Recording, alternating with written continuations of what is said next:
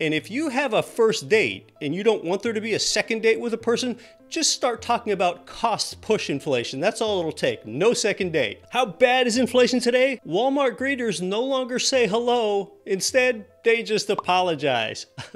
Are you really paying more from America having a 150% plus inflation rate right now? You're going to learn why that is, as well as learn a lot about several completely new inflation types, new terminology that you probably never knew existed before. So settle in and be sure to watch this video until the end. Hi, I'm Keith Weinhold, Get Rich Education founder, Get Rich Education podcast host. Be sure you're listening to that show with a new episode every Monday. I'm also a Forbes Real Estate Council member and 20-year real estate investor. Look at this jaw-dropping chart of money supply, and this is from the Fed's own data itself. Now, classic economist Milton Friedman, he's credited with describing as inflation as too much money chasing after too few goods. Yeah, too much money printed too fast. Now, there are a lot of ways to measure money supply. This is M1. Look to the left. This is in thousands of billions of dollars, okay? That's also known as trillions. So with the onset of the global health crisis, and here in America, that includes paying for things like the $2.1 trillion CARES Act, look at how the supply of money shot skyward from about 4 trillion to 20 trillion in just a couple years.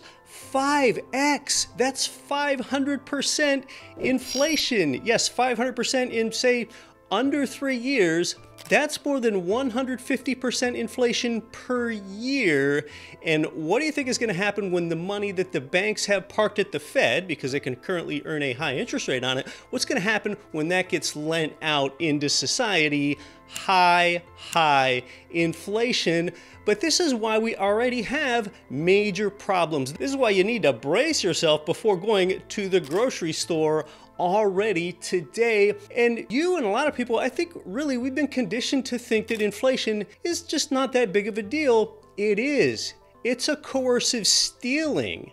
It's an immoral force. It is the transfer, stealing, of wealth by those who can print money from those who cannot print money. And the rate of price increases at the consumer level is slowing down for now. The consumer price index peaked at 9.1% last June, and it's now about 5%. But understand, it's not like prices are falling. They're still increasing way faster than the Fed's target rate of 2%. And look, inflation would really be way higher than 5 to 10% if you didn't take into account how goods and services should actually be going down in price. Look at this automation in harvesting food that wasn't there a few decades ago.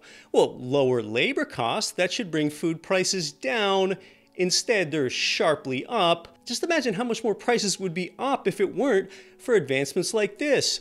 What about the cheap Chinese labor and how the cost of imports are kept down? You probably have a lot of Chinese goods in your home, sofas, vases, knickknacks. Well, prices should be lower, not the same or higher.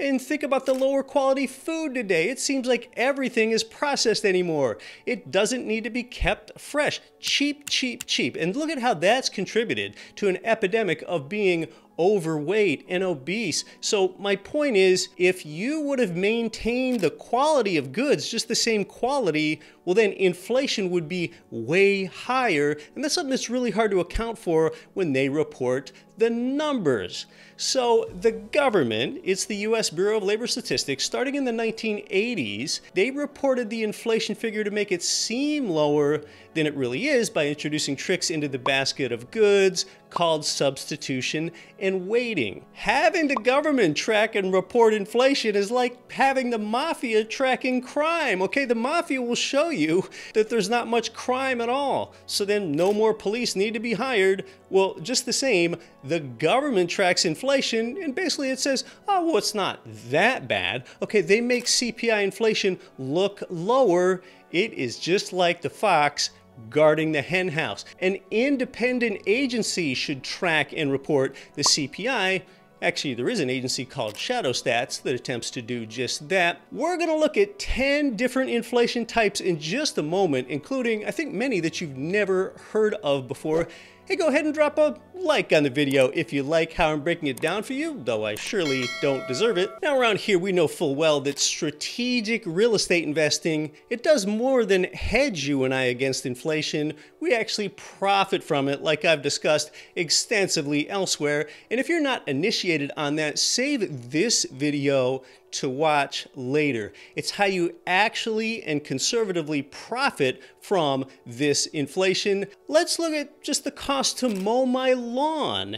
In 2021, the price was $60. In 2022, they said they were going to raise it 5% to $63. Fine, I paid it. They did the exact same job mowing and trimming and edging the lawn they had done the previous year, but just at a higher price. I wasn't getting a better service. Well, this year, I got a notice that it was going up to $70. That's a more than 11% increase from $63, and I agreed to pay it. Inflation is all over the place. Well, how many inflation types are there? All right, look, this is going to be fun as you learn along with me here. We're going to avoid setting off nerd alerts like citing these economic terms that are strictly like cost push and demand pull inflation. They are strictly academic economist terms and things like that. They're no fun to use with your friends. And if you have a first date and you don't want there to be a second date with a person, just start talking about cost push inflation. That's all it'll take. No second date. So diverging from academia then, let's count the ways through 10 portmanteaus you can use these words in a fun and conversational way. Excuseflation. This is when companies raise prices for a reason that's only somewhat grounded in truth. For example, the war in Ukraine causes a bread company's wheat costs to rise a little, but they raise bread prices a lot. Greedflation. Now, you might think this can't exist with free market competition, but sometimes it does. Companies in one industry category, say chicken wings, they all raise prices together due to bird flu. But then when the bird flu passes and their input costs relax, well, they keep prices high. And whether they're colluding or not, this really is similar to monopoly power. It's a de facto cartel. And with more and more corporate consolidation, there is less competition to cut prices than you think there is out there. Look, 70 to 80% of all the diapers produced in the US are made by just 2 companies. You might look on the shelf and think you've got a lot of choice so that more companies then would compete on price. You see Love's, Pampers, Ninjamas, they're all made by Procter & Gamble, and then Huggies, Pull-Ups, and Goodnights, they are all made by Kimberly-Clark. So though it looks like you have a lot of choice, you really don't. Now, it's pretty easy for 2 companies to almost collude and keep prices high. And you know, once prices are kept high, consumers just get used to paying that higher price. Hyperinflation. Now, this is an overused term. It means price increases of 50% per month. Yes, month. Prices could rise every single hour. And throughout history, this has happened in China, Greece, Hungary, Venezuela, Weimar Germany, Yugoslavia, Zimbabwe, and elsewhere. It happens. How about inflation? That's the root word here. That is an increase in the money supply, which usually results in higher prices. Inflation is not higher prices. That's just the result. So the inflation itself, that's an expansion of the money supply, and that's why I showed you the 150% plus inflation per year, since it's 500% over 3 years, taking it back to the Fed chart. Deflation, that's a decrease in the money or currency supply, and that results in lower prices. And the US last experienced this in 2008. Disinflation, that's a slowing of the inflation rate. You're experiencing this right now. The inflation rate of the dollar is slowing. Bitcoin is experiencing this now too, as its rate of new supply slows down. Shrinkflation, this is when package sizes shrink, but yet the price remains the same, like Prego spaghetti sauce. It still costs $4.99, even though the jar shrunk from 32 down to 24 ounces. Skimpflation, this is offering a lower level of good or service with a change in the price. An example is scanning your own groceries at checkout. When you do that, you don't get a discount, You're working for the store and they don't pay you a wage, yet you're paying more than ever for the groceries. Stagflation, this is a stagnant economy with monetary inflation. It's something that we last experienced on a wide scale in the 1970s. And then this is one that a lot of people are annoyed by. TIPFLATIon. You've seen this everywhere since the health crisis in 2020. Even Subway restaurant now asks you for a tip. What's next? Are your grocery cashiers soon going to ask you for a tip as well? So those are 10 inflation portmanteaus. And look at this. I went grocery shopping recently and I'm now paying $8.79 for a bottle of my favorite dressing. This is an average sized bottle of salad dressing, $8.79. Yes, that's my hand in the photo. And as you can see, it didn't stop me from buying it. I mean, why settle for paying for something that's overpriced when you could do wildly overpriced, I suppose.